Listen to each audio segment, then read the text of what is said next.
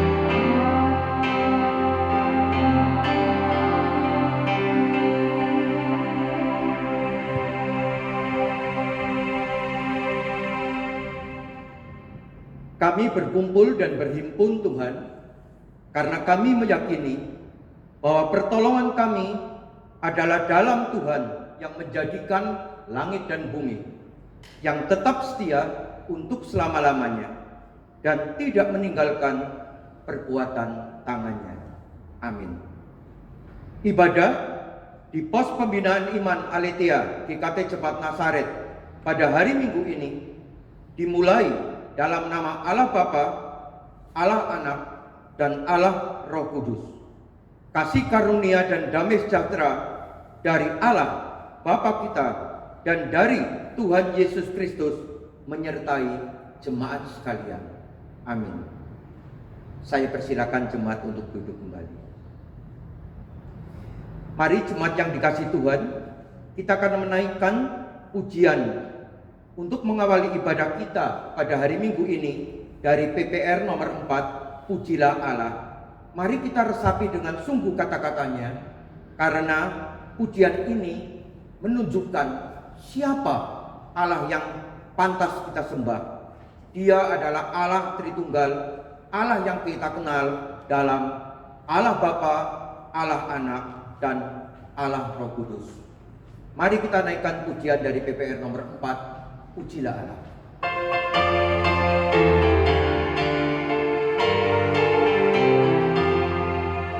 Pujilah Allah karena cintanya mengirimkan anaknya mati bagiku. Haleluya, puji Tuhan. Haleluya, amin. Haleluya, puji Tuhan, kasih-Nya besar. Pujilah Yesus karena korban-Nya, masa iblis telah lenyap, maut dikalahkan. Haleluya, puji Tuhan. Haleluya, amin. Haleluya, puji Tuhan, kasih-Nya besar.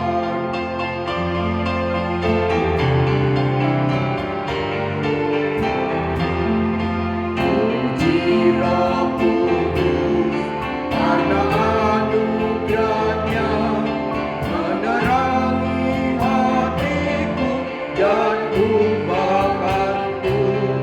Haleluya, puji Tuhan. Haleluya, amin. Haleluya, puji Tuhan, kasih-Nya besar. Benar jemaat yang dikasihi Tuhan. Haleluya, puji Tuhan. Haleluya, amin. Haleluya, puji Tuhan. Karena kasih Allah begitu besar untuk kita. Nas pembimbing untuk ibadah pada hari Minggu ini terambil dari Matius pasal yang ke-13 ayat yang ke-44. Saya akan membacakannya untuk jemaat sekalian. Matius pasal 13 ayat 44. Hal kerajaan surga itu seumpama harta yang terpendam di ladang, yang ditemukan orang lalu dipendamnya lagi. Oleh sebab sukacitanya, pergilah ia menjual seluruh miliknya lalu membeli ladang itu. Ayat yang sungguh indah yang menggambarkan bagaimana seharusnya ketika kita menemukan pribadi Allah yang kita kenal dalam Tuhan Yesus Kristus. Mari untuk selanjutnya kita akan memuji Tuhan kembali dengan menaikkan pujian dari PPR nomor 181. Ini adalah pengharapan kita supaya ketika kita hidup di dunia, maka segala perkataan kita, pikiran kita, roh kita, kelakuan kita adalah seperti Yesus. Mari jemaat, kita akan naikkan pujian dari PPR nomor 181 seperti Yesus.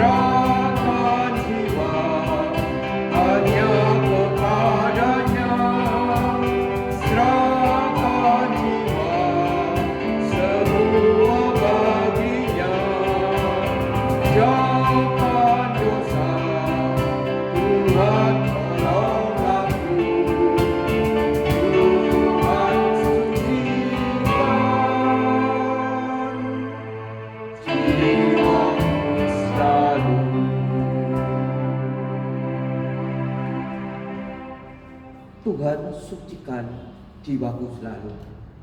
Kiranya itu senantiasa menjadi permohonan terus-menerus kita dalam hidup, karena kita adalah manusia yang lemah. Mari jemaat, sebelum kita melanjutkan ibadah ini, mari kita datang ke hadirat Tuhan yang kudus. Kita akui semua dosa yang kita lakukan secara khusus sepanjang minggu terakhir ini. Apakah itu berupa pikiran, perkataan, sampai pada perbuatan yang mendukakan hati Tuhan. Kita beritahukan kepada Tuhan, kita akui kepadanya secara pribadi dan senyap terlebih dahulu untuk beberapa saat.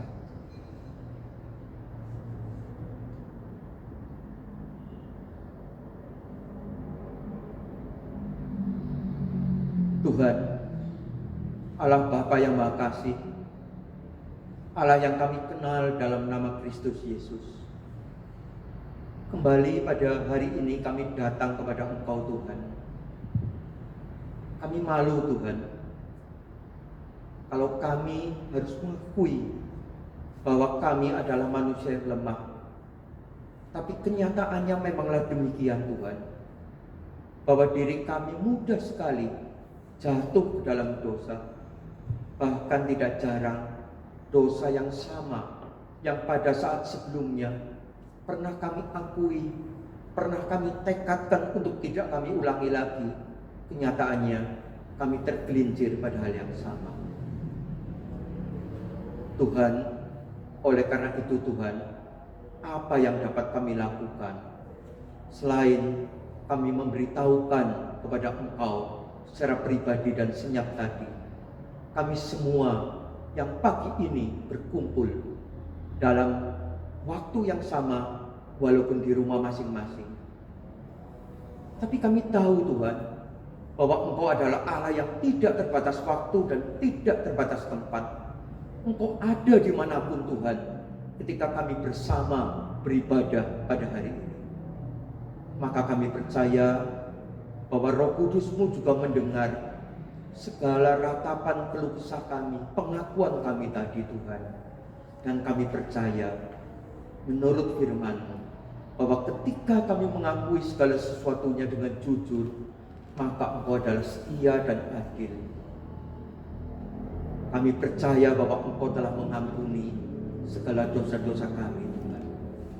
Terima kasih Tuhan, terima kasih. Kepadamu saja kami berharap, kepadamu saja kami mohon pengampunan. Terima kasih Tuhan, ampunilah kami. Terima kasih Bapa. Dalam nama Tuhan Yesus, Tuhan dan Juru Selamat kami yang hidup, kami semua berdoa. Amin.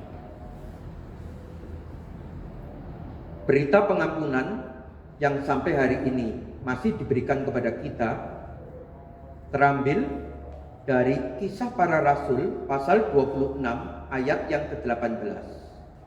Kisah Para Rasul ayat yang ke-20, pasal yang ke-26 ayat yang ke-18.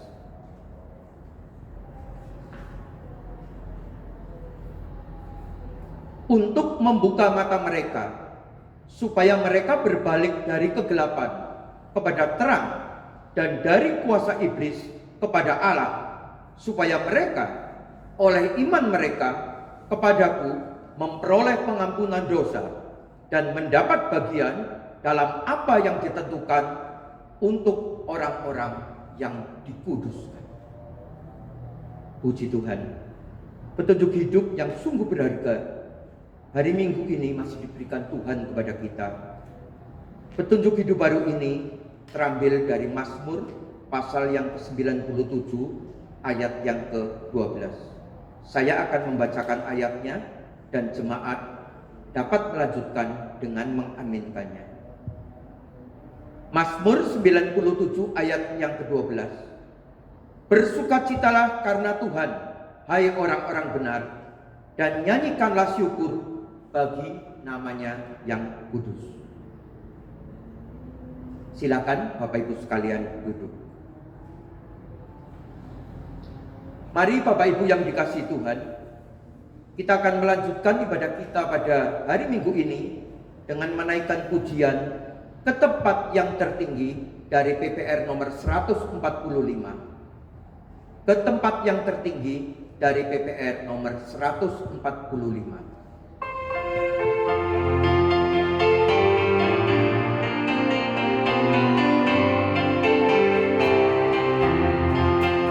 Melangkah setiap hari ke tempatnya lebih tinggi, aku berjalan di kaki Tuhan teguhkan jiwaku, Tuhan teguhkan jiwaku, lebih dekat kepadamu, aku rindu lebih tinggi, maju terus pantang mundur. Ada kuasa dunia, pedang iblis tak berdaya, mendengarlah suara mereka dan hatiku tenanglah. Tuhan teguhkan jiwaku, lebih dekat kepadamu, aku rindu lebih tinggi, maju terus pantang mundur.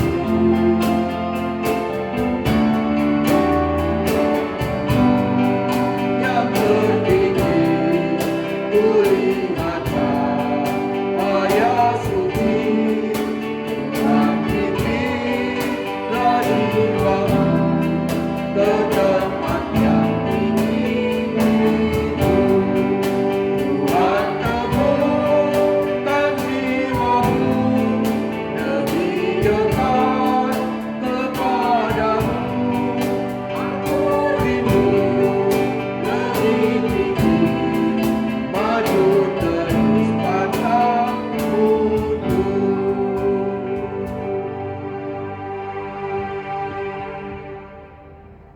Saya undang sidang jemaat untuk bangkit berdiri. Kita akan menaikkan ikrar kita, syahadat kita, pengakuan iman rasuli. Mari jemaat, bersama umat percaya sepanjang zaman dimanapun berada, kita akan membaca pengakuan iman kita, pengakuan iman rasuli. Saya akan membaca dan Bapak Ibu dapat membaca bersama-sama dengan saya dengan melihat teks yang ada di layar masing-masing. Pengakuan iman rasuli. Aku percaya kepada Allah, Bapa yang Maha Kuasa, Khalik langit dan bumi, dan kepada Yesus Kristus, Anaknya yang tunggal Tuhan kita, yang dikandung dari Roh Kudus, lahir dari anak darah Maria, yang menderita sengsara di bawah pemerintahan Pontius Pilatus, disalibkan, mati dan dikuburkan, turun ke dalam kerajaan maut.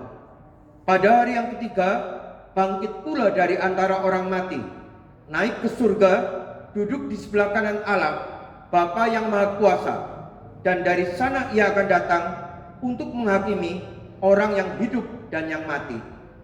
Aku percaya kepada Roh Kudus, gereja yang kudus dan am, persekutuan orang kudus, pengampunan dosa, kebangkitan tubuh, dan hidup yang kekal. Amin. Mari jemaat yang dikasihi Tuhan, kita akan menaikkan beberapa doa syafaat, terutama untuk gereja dan bangsa kita pada saat ini. Pada saat yang tidak mudah ini, siapa sandaran kita selain daripada Tuhan Allah sendiri? Yang pertama, kita akan berdoa untuk gereja kita, GKT Nazaret dan Pos PI Aletheia. Untuk setiap jemaatnya, dalam segala kesulitan yang dihadapi jemaat hari ini, kita mohon Tuhan berikan kasih kepada mereka, Tuhan berikan pertolongan kepada mereka. Secara khusus kita minta Tuhan memberikan kesehatan kepada jemaat dan juga kelancaran dalam menjalankan usahanya. Yang kedua, kita akan menyerahkan untuk bangsa dan negara kita Indonesia dalam pergumulan yang tidak ringan seperti saat ini.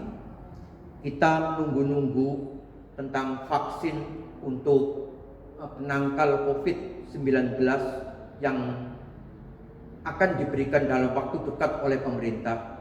Kita harapkan supaya Tuhan juga bekerja melalui vaksin itu. Kita mau menyerahkan juga untuk tenaga medis dalam pekerjaan kesulitan mereka, pelayanan mereka, kerja keras mereka yang sudah lebih setengah tahun. Tuhan berikan kekuatan ekstra kepada mereka. Mari kita berdoa untuk dua hal ini. Yang pertama, untuk kesehatan dan ekonomi pekerjaan jemaat masing-masing, dan yang kedua untuk bangsa dan negara kita, untuk vaksin yang akan didistribusikan dalam waktu dekat, dan untuk tenaga medis supaya Tuhan berikan kekuatan ekstra kepada mereka. Mari saya akan berdoa, Bapak, Ibu, dan remaja juga dapat berdoa dengan membuka suara masing-masing. Mari kita berdoa. Tuhan Bapa, kembali kami datang kepada Engkau. Kami mau menyerahkan kepada Engkau Tuhan situasi dan kondisi pada saat ini yang kami tahu sungguh tidak mudah bagi kami. Tuhan, kami mau menyerahkan kepada Engkau secara khusus untuk jemaat GKT Nazaret dan teristimewa untuk jemaat pos pembinaan iman Aletheia ini. Maka kami mau menyerahkan dari anak-anak sekolah minggu, remaja, pemuda, KU2 sampai KU1. Mohon Tuhan, kasihanilah kami semua. Berikan kepada kami kesehatan yang baik Tuhan. Berikan kepada kami tanggung jawab dan disiplin yang baik juga untuk menjaga diri kami masing-masing. Demikian pula Tuhan, kami mengingat bahwa pada saat ini kami dengar, kami merasakan tidak sedikit orang yang kehilangan pekerjaan. Maka kami mohon kepada Engkau juga Tuhan, supaya kiranya kepada jemaat kami pos PI Aletheia ini Engkau kasihi Tuhan, Engkau lancarkan usaha mereka Tuhan masing-masing, supaya mereka yang dapat bekerja dapat terus menghidupi keluarga masing-masing. Ya Bapa, kami juga mau menyerahkan kepada Engkau untuk bangsa dan negara kami Indonesia. Kami mendengar Tuhan, biarlah ini tidak menjadi pengharapan yang semu atau sia-sia saja, tapi kami menyandarkan pengharapan ini kepada tangan Tuhan saja, bahwa kalau dalam waktu dekat, mendekati akhir tahun nanti, kepada bangsa kami akan diberikan vaksin untuk menangkal virus COVID-19 ini, maka kami ingin Tuhan, jamalah vaksin ini Tuhan, sentuhlah Tuhan, berikan kuasa-Mu di dalam vaksin ini Tuhan, supaya sungguh dapat memberikan kesembuhan bagi segenap bangsa kami Tuhan. Berikanlah kemudahan kepada kami dalam distribusinya Tuhan, supaya setiap anak bangsa kami dapat menerima vaksin itu juga Tuhan. Tuhan, kami juga mengingat saudara-saudara kami, para dokter, para juru rawat yang telah setengah tahun ini Tuhan telah bekerja sedemikian kerasnya. Kami tahu Tuhan batas-batas kemampuan pekerjaan seorang manusia. Kami khawatir Tuhan, tapi kami percaya Engkau menjamah mereka Tuhan. Engkau memberikan kekuatan ekstra kepada mereka Tuhan. Mereka yang berjaga di rumah sakit, yang harus siap berjam-jam Tuhan, kami percaya Engkau akan menolong mereka, memberikan kekuatan kepada mereka Bapa. Ya Tuhan, sekali lagi kami mau menyerahkan kepada Engkau, baik jemaat pos PI Aletheia ini, baik kami anak-anak bangsa Indonesia, sertailah kami Tuhan, berikan kepada kami kekuatan dalam menghadapi situasi dan kondisi yang tidak mudah karena bencana ini. Kepadamu saja kami berdoa Tuhan, dalam nama Tuhan Yesus kami berdoa dan kami berserah. Amin.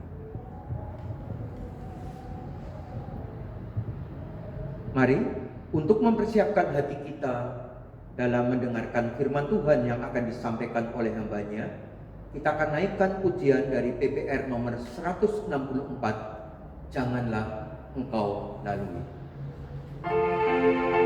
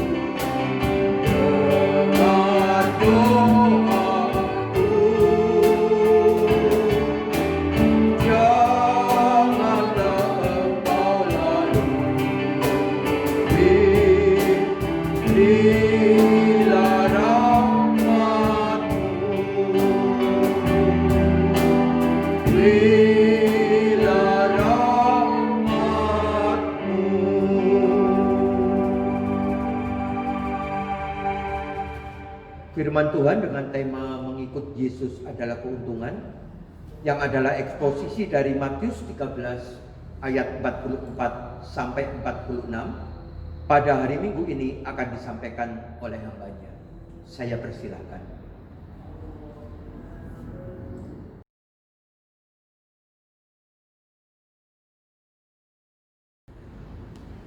Shalom Bapak Ibu Saudara sekalian, senang sekali kita bisa bertemu di hari ini. Saya percaya itu karena anugerah dan juga kemurahan Tuhan bagi setiap kita. Mari sebelum kita bersama-sama merenungkan firman Tuhan, kita mau berdoa, kita mohon anugerah dan pertolongan Tuhan bagi setiap kita. Mari kita berdoa. Bapa di surga, kami bersyukur untuk waktu yang Tuhan berikan kepada kami di hari ini. Kami boleh kembali bersama-sama beribadah, memuji Engkau, memuliakan Engkau, bahkan kami boleh kembali mendengar sapaan firman-Mu. Tolong setiap kami Tuhan di dalam perenungan kami pada hari ini. Tuhan berkati setiap kami yang mendengar, Tuhan juga berkati hamba-Mu. Tuhan tahu setiap kelemahan kami, dan kami berdoa supaya Tuhan boleh menolong dan memampukan kami, sehingga pemberitaan firman Tuhan ini boleh menjadi berkat bagi setiap kami. Bahkan di atas itu semua pemberitaan firman ini boleh memuliakan nama Tuhan. Menyerahkan waktu ini ke dalam tangan-Mu Tuhan. Sekali lagi kami berdoa, sehingga pemberitaan firman ini boleh sungguh-sungguh memuliakan dan menyenangkan Engkau. Terpuji nama-Mu Bapa, di dalam nama Tuhan Yesus kami berdoa. Amin. Bapak Ibu, perenungan kita pada pagi hari ini terambil dari Matius pasal yang ke-13 ayat yang ke-44 sampai yang ke-46. Matius pasal yang ke-13 ayat 44 sampai 46. Saya akan bacakan Bapak Ibu Saudara sekalian. Begini bunyi firman Tuhan. Hal kerajaan surga itu seumpama harta yang terpendam di ladang, yang ditemukan orang lalu dipendamkannya lagi. Oleh sebab sukacitanya pergilah ia menjual seluruh miliknya, lalu membeli ladang itu. Demikian pula hal kerajaan surga itu seumpama seorang pedagang yang mencari mutiara yang indah. Setelah ditemukannya mutiara yang sangat berharga, ia pun pergi menjual seluruh miliknya, lalu membeli mutiara itu. Amin. Bapak Ibu Saudara sekalian, bagian yang kita baca ini, perikop yang kita baca ini merupakan sebuah bagian dari kelompok perumpamaan Tuhan Yesus yang berbicara mengenai kerajaan Allah. Jadi kalau Bapak Ibu baca di Matius pasal yang ke-13 ini, Bapak Ibu akan menemukan begini, Tuhan Yesus memberikan beberapa perumpamaan yang melaluinya Tuhan itu mencoba menjelaskan tentang bagaimana atau apa kerajaan Allah itu. Sebelum bagian yang kita baca ini, Bapak Ibu, Tuhan sudah memberikan beberapa perumpamaan, dan lewat perumpamaan itu Tuhan mencoba menjelaskan mengenai keadaan akhir kerajaan Allah dan juga mengenai dampak atau cara kerja kerajaan Allah. Nah, tetapi di dalam bagian yang kita baca barusan, Tuhan berbicara tentang satu hal yang berbeda. Tuhan tidak lagi bicara mengenai keadaan akhir kerajaan Allah atau mengenai dampak atau cara kerja kerajaan Allah, tapi di sini Tuhan menjelaskan kepada kita mengenai nilai dari kerajaan Allah. Bagian ini yang kita baca ini memiliki dua bagian, dua perumpamaan, dan lewat dua perumpamaan ini Bapak Ibu, Tuhan berbicara kepada kita mengenai nilai kerajaan Allah. Nah, tetapi apa artinya bagi kita, apa yang bisa kita pelajari dari bagian ini? Nah, ini akan menjadi pembahasan kita pada hari ini. Nah, Bapak Ibu Saudara sekalian, seperti yang tadi saya katakan, bagian ini terdiri dari dua perumpamaan. Di dalam perumpamaan yang pertama, di sana Tuhan itu bicara tentang seorang yang menemukan harta di sebuah ladang, menemukan harta yang terpendam di dalam sebuah ladang. Bapak Ibu, untuk bisa memahami perumpamaan ini, kita perlu lebih dahulu mengerti bahwa pada masa itu memendam harta atau memendam uang di dalam tanah itu adalah hal yang biasa dilakukan. Kita hari ini mungkin susah memahaminya Bapak Ibu karena kita hidup di dalam budaya yang berbeda. Tetapi pada masa itu memendam uang, memendam harta itu satu hal yang biasa dilakukan oleh orang-orang pada masa itu. Bapak Ibu ingat misalnya di dalam Matius pasal 25, di sana diceritakan tentang seorang yang menerima satu talenta, dia tidak mau mengerjakannya. Akhirnya yang dia lakukan, dia memendam talenta itu. Nah, kita hari ini tidak terbiasa memang memendam harta karena kita hidup di dalam budaya dan kebiasaan yang berbeda. Nggak usah jauh-jauh bilang pada zaman Tuhan Yesus gitu ya. Mungkin cara kita menyimpan uang masa ini dan 30 tahun lalu itu sudah jauh berbeda gitu ya. Waktu saya kecil Bapak Ibu, seingat saya tidak banyak orang itu yang punya rekening di bank. Tapi hari ini rasanya itu hampir sedikit ya yang tidak punya rekening di bank.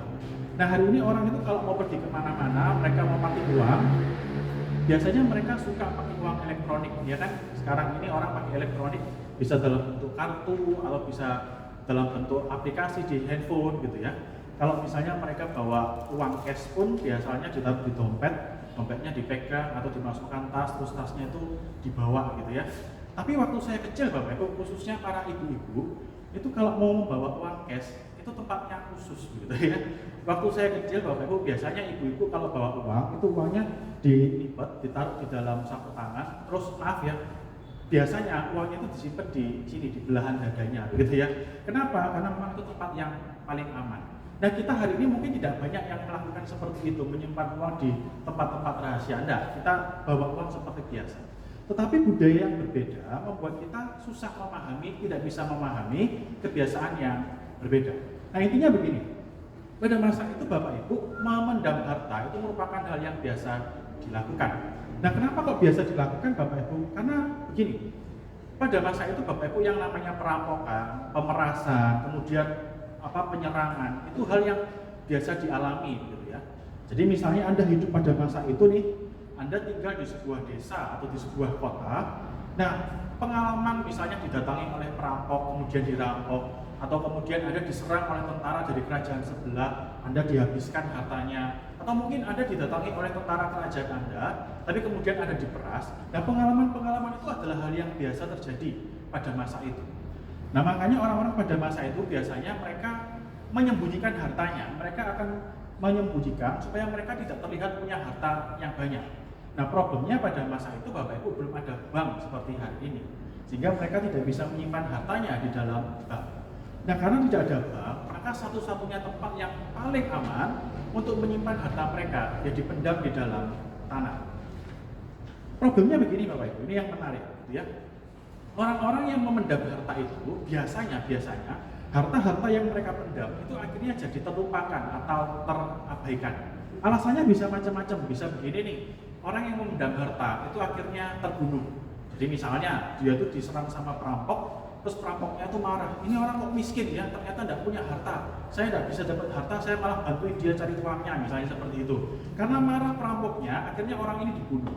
Nah, problemnya orang ini kan satu-satunya orang yang tahu di mana dia menyimpan hartanya. Sehingga ketika dia mati, maka otomatis hartanya itu jadi terlupakan, jadi terabaikan. Atau bisa jadi juga orangnya benar-benar lupa dengan hartanya, gitu ya. Jadi dia lupa bahwa dia itu pernah menyimpan sebuah harta di sebuah tempat, atau juga bisa begini Bapak Ibu. Dia ingat dia punya harta di mana, menyimpan harta di mana, tetapi petunjuk untuk mendekati harta itu, menemukan harta itu tiba-tiba hilang. Misalnya, dia tuh ingat menyimpan hartanya, mengubur hartanya di sebelahnya pohon pisang misalnya. Nah, bukan tidak mungkin misalnya pisangnya ditebang atau dicabut sama orang, sehingga otomatis untuk menemukan di mana harta itu disimpan itu jadi lebih susah. Nah, yang menarik begini Bapak Ibu. Seperti yang tadi saya katakan, menyimpan harta di tanah pada masa itu, memendam harta itu merupakan hal yang umum terjadi, tetapi menemukan harta yang dipendam itu, menemukan harta karun, itu merupakan hal yang sangat jarang terjadi. Ya, cuma sering terjadi di film-film gitu ya. Tapi di dalam kenyataannya harta yang dipendam itu, yang jadi harta karun, itu kebanyakan sangat sulit ditemukan. Kebanyakan harta itu Bapak Ibu justru ditemukan di masa modern. Jadi ketika para arkeolog melakukan penggalian, mereka akhirnya baru menemukan harta-harta yang terpendam itu. Dengan kata lain begini Bapak Ibu, yang dikisahkan Tuhan Yesus di sini, ketika ada orang yang menemukan harta karun ini, itu bisa dibilang sebuah peristiwa yang cukup sensasional, gitu ya. Sebuah pengalaman yang cukup spektakuler. Karena itu terjadi mungkin 1:1 juta, sangat jarang terjadi orang bisa menemukan harta yang terpendam. Nah, tetapi apa yang menarik kalau kita baca ayat yang kita baca tadi, ayat yang ke-44, ternyata orang ini ketika dia menemukan harta karun, dia tidak langsung bawa pulang harta itu. Yang dia lakukan, dia pendam lagi harta tersebut. Waktu dulu saya belum belajar, saya membaca bagian ini saya bingung gitu ya. Ini orang kenapa ya? Ketika dia menemukan hartanya, dia tidak senang, malah dia pendam lagi gitu ya. Saya dulu tidak bisa memahami pola pikir orang ini, tetapi ketika saya belajar, saya merasa begini, ternyata orang ini melakukan tindakan yang tepat Bapak Ibu. Kenapa? Karena begini, saya jelaskan. Pada masa itu para rabi, para pemimpin agama itu punya pandangan yang berbeda. Kalau orang menemukan harta karun, hartanya itu jadi punyanya siapa? Para rabi itu beda pandangan.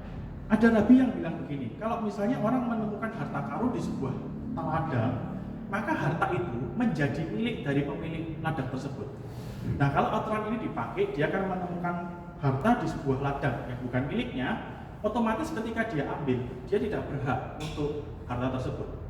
Nah, tapi memang ada rabi yang bilang begini, kalau orang menemukan harta dimanapun, maka harta itu jadi miliknya orang yang menemukan. Jadi bisa jadi karena dia menemukan, itu menjadi miliknya dia. Tapi problemnya Bapak Ibu, orang-orang itu kalau sudah berurusan dengan harta, biasanya akalnya banyak, gitu ya. Bukan tidak mungkin Bapak Ibu ketika orang ini menemukan harta tersebut, yang punya tanah itu bilang begini, loh itu kan harta saya yang saya pendam di sana. Atau mungkin orang itu bilang begini, oh saya tahu kok itu hartanya ada di sana. Cuman saya suruh orang itu menggali harta tersebut.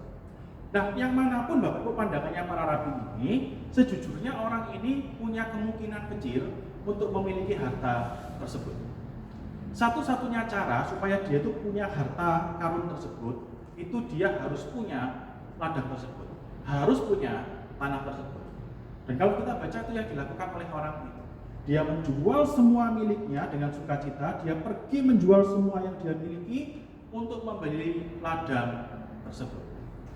Dia melakukannya dengan sukacita karena begini, meskipun dia kehilangan banyak hal, tetapi dia tahu bahwa apa yang akan dia dapatkan jauh lebih mahal daripada apa yang dia korbankan. Nah Bapak Ibu, pengertian yang sama diulang di dalam perumpamaan yang kedua. Bedanya di sini Tuhan mengisahkan tentang seorang pedagang yang berkeliling kemana-mana untuk mencari mutiara. Nah pada masa itu Bapak Ibu, mutiara itu memang sebuah benda yang mahal dan berharga. Bahkan menurut beberapa penafsir Alkitab, mutiara ini konon jauh lebih mahal daripada emas, sangat mahal sekali. Nah dikisahkan di sini orang ini pergi berkeliling mencari mutiara yang paling indah. Dan ketika dia menemukannya, dicatat di dalam Alkitab tadi, orang ini, pedagang ini menjual seluruh miliknya. Dia menjual seluruh miliknya, bahkan mungkin mutiara-mutiaranya yang lain, untuk membeli mutiara yang satu itu. Bapak Ibu, buat orang lain mungkin yang dilakukan oleh pedagang ini adalah hal yang konyol, adalah hal yang bodoh. Tetapi bagi pedagang ini dia tahu apa yang dia beli. Dia tahu Bapak Ibu bahwa apa yang dia korbankan tidak sebanding dengan mutiara yang mahal, yang indah, yang baru dia dapatkan. Nah Bapak Ibu, singkatnya begini, lewat dua perumpamaan ini Tuhan mau mengingatkan kita tentang nilai dari kerajaan Allah. Atau lebih tepatnya Tuhan mau katakan kepada kita begini loh Bapak Ibu. Kerajaan Allah itu mahal Bapak Ibu. Dia jauh lebih mahal dari apapun. Tuhan itu jauh lebih mahal dari apapun yang ada di dunia. Bapak Ibu, kerajaan Allah itu jauh lebih mahal dari karirmu. Dia jauh lebih mahal dari orang yang kamu kasihi. Dia jauh lebih mahal dari keluargamu. Dia jauh lebih mahal daripada kekayaan dunia. Dia jauh lebih mahal dari popularitas dan nama besar. Bahkan Bapak Ibu, dia jauh lebih mahal daripada nyawamu. Sehingga Tuhan mau tuntut kita begini Bapak Ibu. Kalau kita tahu bahwa kerajaan Allah itu sedemikian mahalnya, jauh lebih mahal dari apapun, maka yang pertama begini. Jangan pernah tukarkan kerajaan Allah itu dengan apapun. Jangan pernah tukarkan Tuhan dengan apapun. Bahkan seharusnya yang kita lakukan begini Bapak Ibu. Anda rela membuang segala sesuatu, Anda rela kehilangan sesuatu, Anda rela mengorbankan semua hal untuk mendapatkan kerajaan Allah. Kerajaan Allah itu mahal Bapak Ibu. Karena itu jangan pernah tukar dengan hal-hal yang lain. Bahkan Anda seharusnya berani membuang apapun demi itu mendapatkan kerajaan Allah yang mahal tersebut. Sayangnya Bapak Ibu, dunia seringkali membutakan mata kita. Seringkali dunia membuat kita tidak bisa melihat betapa mahalnya kerajaan Allah. Atau mungkin dunia membuat kita melihat begini, kerajaan Allah ini nilainya jauh lebih rendah dari hal-hal lain yang ada di dunia. Sehingga Bapak Ibu tidak heran begini, ada banyak anak-anak Tuhan, orang-orang yang mengaku diri Kristen, yang akhirnya dengan mudahnya melepaskan kerajaan Allah demi hal-hal yang lain. Ada orang-orang Kristen yang dengan mudahnya menukarkan Tuhannya demi untuk hal-hal yang lain yang terlihat menarik bagi dia. Ini kenyataan yang terjadi di sekeliling kita, Bapak Ibu. Bapak Ibu, sewaktu saya kecil, saya pernah kenal dengan seorang gadis begitu ya. Waktu itu dia berusia, kalau saya tidak salah, sekitar 30 tahunan ke atas begitu ya. Nah, dia ini kalau dibilang cantik kok ya enggak gitu ya, dibilang jelek itu kok ya iya gitu ya. Nah, dia ini Bapak Ibu waktu itu umur 30 tahunan dan dia belum menikah. Nah, di dalam budaya kita ini kan lucu ya. Kalau perempuan umur 30 tahun ke atas tidak menikah, itu kan alarmnya bunyi ya kan. Dan kawin kan begitu. Nah, dia itu dapat tekanan dari keluarganya khususnya, cepat nikah, kamu sudah tua. Terus teman-temannya bilang sama dia, nanti kamu jadi perawan tua begitu ya. Sebenarnya tidak menikah tidak salah ya kan ya. Cuman dia waktu itu merasa tidak bisa ini saya mengalami tekanan dari keluarga, dari orang-orang di sekelilingnya. Akhirnya apa yang dia lakukan ketika dia ketemu dengan seorang laki-laki yang mau dengan dia, dia akhirnya menikahi laki-laki itu meskipun laki-laki itu tidak kenal Tuhan. Jadi dia akhirnya meninggalkan imannya hanya demi begini, supaya aku tidak dibilang perawan tua. Dia mau meninggalkan imannya supaya dia tidak ditekan sama lingkungan di sekelilingnya. Dengan kata lain, bagi orang ini Bapak Ibu, ternyata kerajaan Allah itu tidak lebih mahal daripada pernikahan. Kerajaan Allah tidak lebih penting daripada tekanan sosial. Dia merasa lebih baik saya kehilangan kerajaan Allah daripada saya kehilangan kepercayaan dari teman-teman saya, daripada saya terus ditekan sama orang tua saya. Dia berpikir lebih baik saya tidak Kristen, tidak apa-apa, tidak percaya Yesus, tidak apa-apa, daripada dibilang perawan tua. Ternyata dibilang meninggalkan Tuhan buat dia itu tidak penting. Lebih menakutkan buat dia waktu dia dibilang perawan tua. Ini kenyataannya terjadi di sekeliling kita. Orang-orang meninggalkan Tuhan dengan begitu mudahnya. Karena apa? Karena mereka tidak bisa melihat nilai kerajaan Allah yang mahal. Mereka merasa kerajaan Allah mungkin punya nilai, tapi tidak lebih baik dibanding yang lain. Dunia sudah membutakan banyak orang Kristen.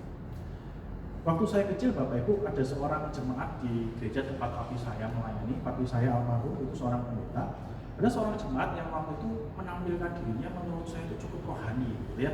Saya ingat waktu itu dia sharing, dia cerita tentang pengalamannya, kisah hidupnya.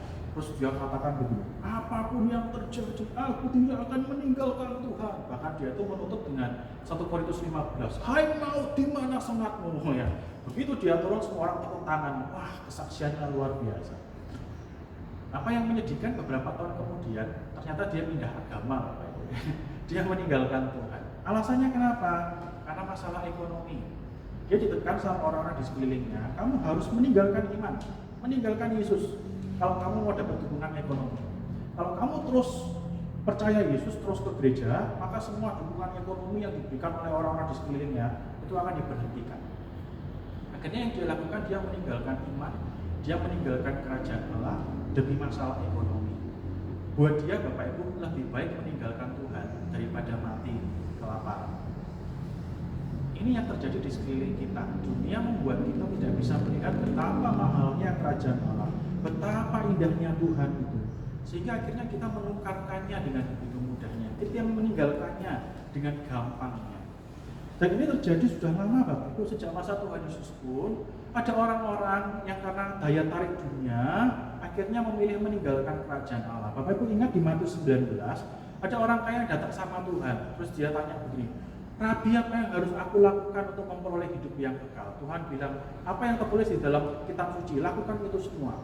Orang ini bilang, aku sudah melakukannya. Tuhan mengakui, iya, kamu sudah melakukannya. Loh, ini berarti orang hebat. Tapi kemudian Tuhan bilang begini, satu hal yang kurang, jual semua hartamu, kemudian ikut aku. Nah, kita mencatat hatinya menjadi sedih karena hartanya banyak. Orang ini rela melepaskan kerajaan Allah, karena buat dia kerajaan Allah itu kalah mentereng dibandingkan dengan hartanya yang banyak. Bapak Ibu, kerajaan Allah itu mahal, tapi sayangnya dunia membuat kita tidak bisa melihat nilainya yang besar, yang mulia, dan juga keindahannya. Tetapi hari ini Bapak Ibu, firman Tuhan mengingatkan kita, ingat baik-baik, kerajaan Allah itu mahal, jauh lebih mahal dari apapun, Bapak Ibu. Karena itu sekali lagi Tuhan menuntut kita yang pertama, jangan pernah tinggalkan kerajaan Allah, jangan pernah tukarkan Tuhan dengan hal-hal yang lain. Bahkan seharusnya Tuhan menuntut kita begini, kalau kita memang orang Kristen yang sejati, murid yang sejati, kita akan siap meninggalkan apapun, mengorbankan apapun demi untuk mendapatkan kerajaan Allah. Bapak Ibu ingat baik-baik, kerajaan Allah itu jauh lebih mahal dari apapun. Dia jauh lebih mahal, anak-anak muda, dari pacarmu, gitu ya. Saya tidak berharap ada anak muda di sini yang karena masalah pacar akhirnya meninggalkan Tuhan. Saya paling sedih ketika melihat ada anak-anak muda yang karena masalah cinta akhirnya meninggalkan Tuhan. Anak-anak muda ingat baik-baik ya, Tuhanmu jauh lebih mahal daripada pacarmu. Kalau kamu kehilangan pacarmu, Tuhanmu bisa kasih kamu pacar yang baru. Tapi pacarmu tidak bisa kasih kamu Tuhan yang baru. Ingat baik-baik, Tuhan itu jauh lebih mahal dari apapun. Saya kadang-kadang ketemu dengan anak-anak muda yang meninggalkan Tuhan karena masalah itu. Buat saya itu menyedihkan. Kadang-kadang alasannya begini, tapi pacarku ganteng kayak bintang film Korea gitu ya. Ingat baik-baik ya, walaupun pacarmu gantengnya kayak bintang film Korea atau kayak orang kena sakit kolera gitu ya, dia tetap tidak lebih mahal, tidak lebih bernilai daripada Tuhan. Problemnya itu kadang-kadang orang tua juga ikut di dalam dosa ini gitu ya. Saya pernah beberapa kali menemukan satu kasus gitu ya. Jadi anak muda Kristen akhirnya meninggalkan iman, pacaran dengan orang yang tidak seiman gitu ya. Nah, salah satu yang mendukung itu malah orang tuanya. Nah, orang tuanya bilang begini, "Enggak apa-apa, Pak. Soalnya anak yang ganteng, duwe akeh, kapan lagi punya mantu kayak gitu." Gitu ya. Orang tua kalau Anda kayak gitu, Anda berdosa, Anda harus bertobat. Anda harus ajarkan anak-anakmu bahwa kerajaan Allah jauh lebih mahal dari apapun, termasuk dari orang yang ganteng dan kaya. Tuhan bisa ganti dengan yang lebih baik. Tapi orang itu tidak bisa memberikan Anda Tuhan yang baru. Ingat baik-baik, Tuhanmu, kerajaan Allah itu jauh lebih mahal dari apapun. Bahkan jauh lebih mahal dari pacarmu, dari orang yang kamu kasih, dari mantu yang kaya atau yang ganteng. Tahu, kerajaan Allah lebih mahal dari apapun. Kerajaan Allah itu lebih mahal dari popularitas, Bapak Ibu. Kerajaan Allah itu lebih mahal daripada karirmu. Saya tahu kita hidup di dalam sebuah lingkungan di mana begini. Kalau kamu Kristen, maka karirmu itu susah untuk berkembang. Saya tahu, saya tahu. Tapi ingat baik-baik, jangan sampai gara-gara masalah karir ingin berkembang, terus Anda meninggalkan Tuhan begitu saja. Bapak Ibu, karir itu ada batasnya. Anda nanti akan menyesal suatu hari. Jangan pernah meninggalkan Tuhan demi masalah karir. Tuhan itu jauh lebih mahal, Bapak Ibu. Jangan pernah meninggalkan Tuhan hanya karena sekedar daya tarik harta atau karena masalah keluarga, Bapak Ibu. Tuhan jauh lebih mahal daripada hal-hal itu. Dia lebih mahal dari harta dan keluargamu. Bahkan Bapak Ibu, kerajaan Allah, Tuhan itu jauh lebih mahal daripada nyawamu. sendiri. Dia jauh lebih mahal dari apapun. Karena itu jangan pernah tukarkan kerajaan Allah, jangan pernah tukarkan Tuhan dengan apapun. Sebaliknya sekali lagi, Anda akan berani mengorbankan apapun demi mendapatkan Tuhan. Bapak Ibu, saya yakin kita semua tahu lagu sekolah minggu yang judulnya I have decided to follow Jesus. Mengikut Yesus keputusanku, mengikut Yesus keputusanku. Saya yakin kita semua tahu lagu itu. Nah Bapak Ibu, lagu itu ternyata muncul karena sebuah kisah yang menurut saya sangat menyentuh. Jadi diceritakan di daerah India, di sebuah daerah di India, ada sebuah keluarga itu yang bertobat dan menerima Tuhan karena mereka diinjili oleh misionaris. Mereka bertobat, mereka menerima Tuhan dan hidup dengan sungguh-sungguh untuk Tuhan. Problemnya Bapak Ibu, mereka tinggal di sebuah lingkungan yang masih kuat dengan agama yang lama. Nah, sehingga begini, mereka itu dianggap sebagai sumber masalah. Bapak Ibu tahu ya, di beberapa kepercayaan atau di beberapa keluarga, kalau misalnya ada satu anggota keluarga yang berpindah agama, maka setiap kali ada masalah di dalam keluarga, maka yang berpindah agama itu selalu dianggap jadi sumber masalah, gitu ya. Jadi mereka berpikir, Tuhan ini marah karena kamu meninggalkan dia. Nah, orang ini mengalami hal yang sama. Ketika desanya mengalami musibah, gitu ya, maka keluarga ini yang menjadi Kristen ini selalu menjadi kambing hitam yang pertama. Ini semua gara-gara kamu meninggalkan dewa. Akhirnya Bapak Ibu, satu masa pihak lingkungan dia ada kelompok di desa itu tidak lagi tahan dengan dia. Akhirnya orang-orang di desa itu menyeret dia dan keluarganya pergi ke sebuah tanah yang lapang, dan di sana kepala desanya bilang kepada dia begini, hari ini kami memberikan pilihan kepada kamu. Kalau kamu tidak mau meninggalkan Yesus, kami akan membunuh anak-anak. Dia kemudian nyanyikan lagu yang dia ciptakan beberapa waktu sebelumnya. Kata-katanya begini, I have decided to follow Jesus, no turning back, no turning back. Dia katakan mengikut Yesus keputusanku, aku tidak akan ingkar. Akhirnya Bapak Ibu, dua anaknya dibunuh di depan matanya dia. Orang-orang kampungnya tidak berhenti. Mereka katakan kepada dia begini, sekarang kamu harus tinggalkan imanmu, kalau tidak istrimu juga akan kami bunuh. Dia kemudian nyanyikan bait yang kedua dari lagu yang dia ciptakan. Dia katakan begini, do not go with me, still I will follow. Do not go with me, still I will follow.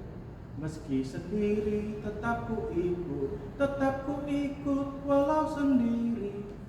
Akhirnya istrinya juga dibunuh di depan matanya dia. Sampai yang terakhir kepala desanya bilang begini, ini kesempatan terakhir buat kamu.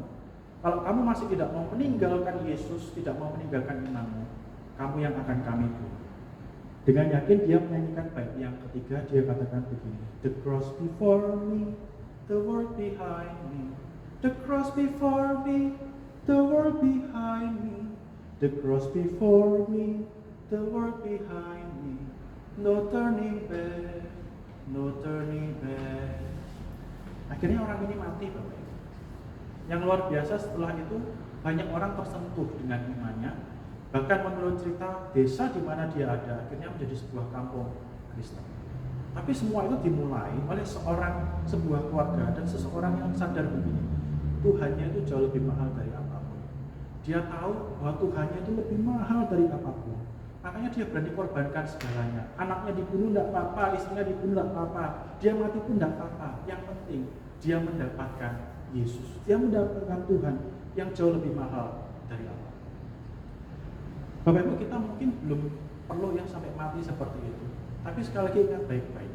Ketika ada hal-hal di luar Kristus yang seolah mengalihkan Anda dari Kristus, mengajak Anda meninggalkan Tuhan, ingat baik-baik. Tidak ada yang lebih mahal dari Tuhan. Karena itu jangan pernah tinggalkan Tuhan. Jangan pernah tinggalkan Tuhan. Sebaliknya Tuhan menuntut kita, kalau kita memang murid-murid yang sejati, kita siap mengorbankan apapun demi mendapatkan kerajaan Allah. Saya tahu mungkin Bapak Ibu, orang-orang di sekeliling Anda akan menganggap Anda orang yang aneh atau bahkan mungkin gila. Kamu ini gila karena kamu meninggalkan popularitasmu demi Yesus. Mungkin kan dia dianggap gila karena kita meninggalkan pacar yang ganteng dan kaya demi setia kepada Yesus. Mungkin Anda dianggap tidak waras karena Anda meninggalkan karir Anda demi Yesus. Atau bahkan mungkin Anda dianggap tidak waras karena Anda rela mengorbankan keluarga Anda demi mengikuti Yesus. Tapi tidak apa-apa Bapak Ibu. Tuhan katakan kepada kita, kita tahu ini lebih mahal dari apapun. Bapak Ibu justru sebaliknya begini, ketika Anda menukarkan kerajaan Allah dengan hal-hal yang lain kurang penting, Anda justru sebenarnya sedang bertindak bodoh. Ya Bapak Ibu, saya punya seorang anak saya masih kecil. Suatu saat Bapak Ibu, dia mendapatkan berkat gitu ya. Jadi dia punya uang 100 ribuan dan dia punya uang kecil beberapa lembar. Kemudian dia memberikan satu lembar uang 100 ribuan itu, dia katakan begini, tidak apa-apa, aku masih punya uang banyak, karena dia masih punya uang dalam jumlah beberapa lembar, tapi jumlahnya jauh lebih kecil dari 100 ribu. Nah dia tidak tahu Bapak Ibu bahwa ternyata satu lembar yang dia berikan itu jauh lebih mahal daripada yang dia punya sekarang. Tetapi Bapak Ibu, karena anak kecil gitu ya, ketika dia melakukan hal itu, pasti kami tidak marah gitu ya. Karena kami tahu dia anak kecil, dia terbatas. Nah kasusnya berbeda Bapak Ibu, ketika Anda orang besar, kemudian Anda menukar sesuatu yang mahal dengan sesuatu yang tidak mahal. Kalau anak kecil Bapak Ibu disuruh milih uang sama permen, dia pasti milih permen, bener ya? Tidak milih uang. Kalau Anda sudah besar dikasih uang sama permen, Anda masih milih permen, itu tidak lucu Bapak Ibu, itu gila nih gitu ya. Bapak Ibu ingat baik-baik, kerajaan Allah lebih mahal dari apapun. Karena itu Bapak Ibu jangan pernah menukarkannya dengan apapun. Jangan pernah menukarkannya dengan apapun. Bahkan sekali lagi seharusnya kita siap melepaskan apapun demi kerajaan Allah yang mahal. Jangan pernah menukarkan kerajaan Allah, tapi kita siap menukarkan apapun demi untuk mendapatkan kerajaan Allah, demi untuk mendapatkan Tuhan. Singkatnya Bapak Ibu, hari ini kita diingatkan oleh Tuhan, kerajaan Allah jauh lebih mahal dari apapun. Karena itu dia menuntut kita bukan hanya tidak menukarkannya dengan apapun, tapi kita siap mengorbankan apapun demi mendapatkannya. Sekali lagi saya tahu dunia membuat kita tidak bisa melihat keindahan dan nilai dari kerajaan Allah. Tapi hari ini firman Tuhan mengingatkan setiap kita, ingat baik-baik, kerajaan Allah itu mahal, Tuhan itu mahal. Makanya jangan pernah tinggalkan Tuhan, jangan pernah tinggalkan Tuhan. Tapi kita siap mengorbankan apapun demi untuk mendapatkan Tuhan. Karena Tuhan menolong setiap kita Bapak Ibu, supaya kita sungguh-sungguh menjadi orang yang setia kepada Tuhan, yang tidak mau menukarkan Tuhan demi apapun. Bahkan kita siap mengorbankan apapun demi untuk bisa mendapatkan Tuhan. Mari kita tundukkan kepala. Bapa di surga, kami bersyukur untuk perenungan firman yang kami renungkan pada hari ini.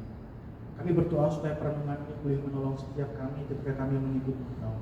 Kami boleh sungguh-sungguh Tuhan memegang Engkau dengan erat, menyadari betapa mahalnya kerajaan Allah itu bagi kami. Ampuni kami ketika kami belum bisa melihat keindahan kerajaan Allah, atau betapa mahalnya kerajaan Allah itu bagi kami, sehingga seringkali kami tergoda dengan hal-hal lain yang muncul dari dunia, dan kami mengabaikan Engkau, mengabaikan kerajaan yang begitu mahal itu. Tapi hari ini kiranya firman Tuhan menolong setiap kami, kiranya tertanam sungguh-sungguh di dalam hati kami, dan memampukan kami melihat dengan benar bahwa Engkau jauh lebih mahal dari apapun. Engkau satu-satunya harta yang paling mahal yang kami miliki, sehingga kami tidak akan menukarnya, tidak akan meninggalkannya. Bahkan Engkau menolong kami agar kami siap mengorbankan apapun demi untuk kesetiaan kami kepada Engkau. Roh Kudus, meskipun hamba-Mu berhenti berbicara, tapi kiranya Engkau terus bekerja menolong anak-anak-Mu dimanapun mereka berada, sehingga kebenaran firman ini boleh mengubah kehidupan mereka. Mereka bukan hanya menjadi pendengar, tapi pelaku firman Tuhan. Bukan hanya sekedar mengerti, tapi sungguh-sungguh mengubah hidup mereka menjadi sesuai dengan kehendak dan rencana. Menyerahkan diri setiap kami, karena hidup kami ini boleh Tuhan pakai untuk kemuliaan Tuhan. Di dalam nama Tuhan Yesus kami berdoa. Amin. Tuhan memberkati.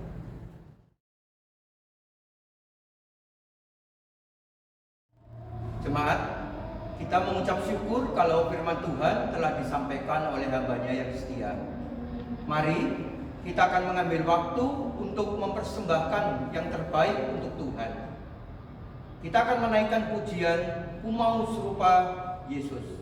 Persembahan dapat dilakukan melalui scan QR code ataupun transfer ke rekening bendahara yang jemaat sudah mengetahuinya, atau dapat dikumpulkan dan diserahkan melalui hamba Tuhan ke kantor gereja juga bisa.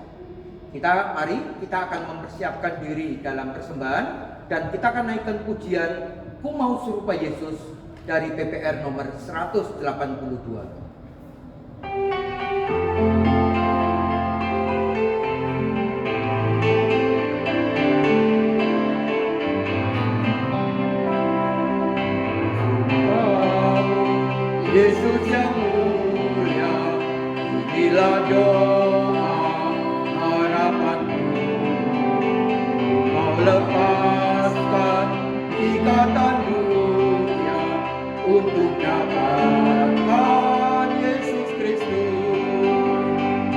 ku rindu serupa Dikau, Yesus yang mulia, serupa Dikau, serupa manis, serupa setiamu, bila Dia hadapanmu. Kau serupa yang lemah lembut, penuh dengan belas kasihan, selalu menolong yang tawar hati, serta mencari yang berdosa. Yesus ku rindu serupa Dikau, Yesus yang mulia, serupa Dikau, serupa manis, serupa setiamu, bila Dia harapanmu.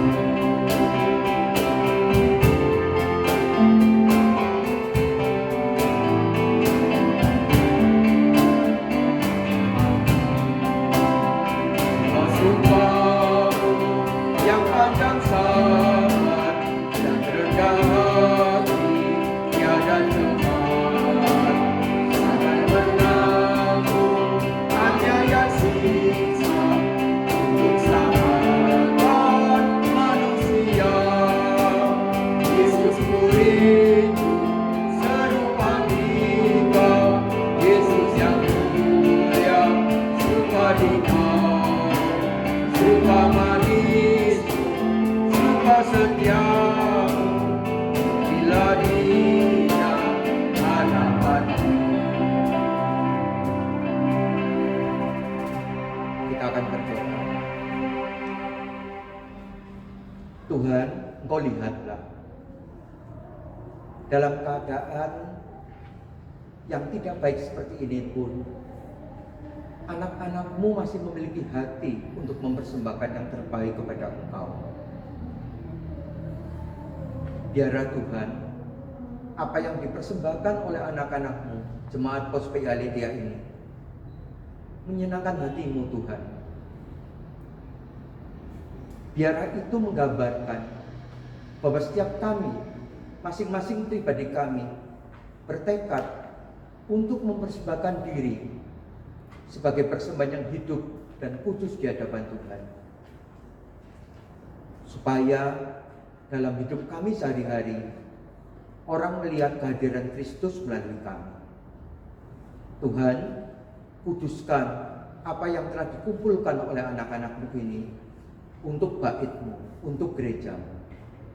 Biarlah itu juga boleh Kau urapi, boleh Kau pakai untuk pekerjaan-Mu, pelebaran kerajaan-Mu di muka bumi. Terima kasih Tuhan, kami mengucap syukur kalau pagi ini Engkau masih berikan kepada kami kesempatan untuk mempersembahkan. Terima kasih Bapa. Dalam nama Tuhan Yesus, kami berdoa dan kami bersyukur. Saya undang sidang jemaat untuk bangkit berdiri. Mari jemaat yang dikasihi Tuhan, kita akan mengakhiri ibadah kita pada hari Minggu ini. Mari kita akan menaikkan pujian doksologi.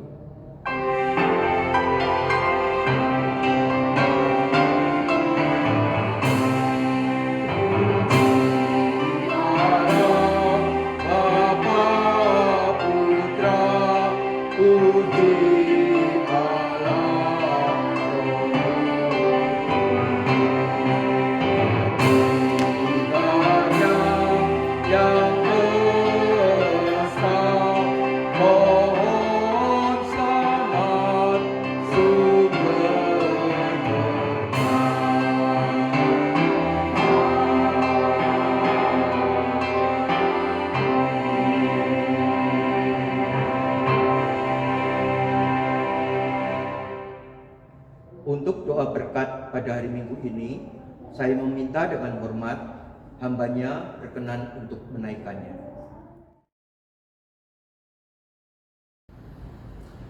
Bapak Ibu Saudara sekalian, arahkan hati dan pikiranmu kepada Tuhan dan terimalah berkat Tuhan yang kiranya terus menolong, menyertai dan menguatkan kehidupan kita. Terimalah berkat Tuhan. Kiranya kasih karunia dan damai sejahtera dari Allah Tritunggal yang melebihi segala akal menjaga hati, pikiran, dan hidupmu dalam pengenalan akan Dia.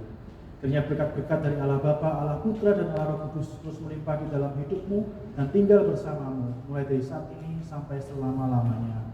Amin.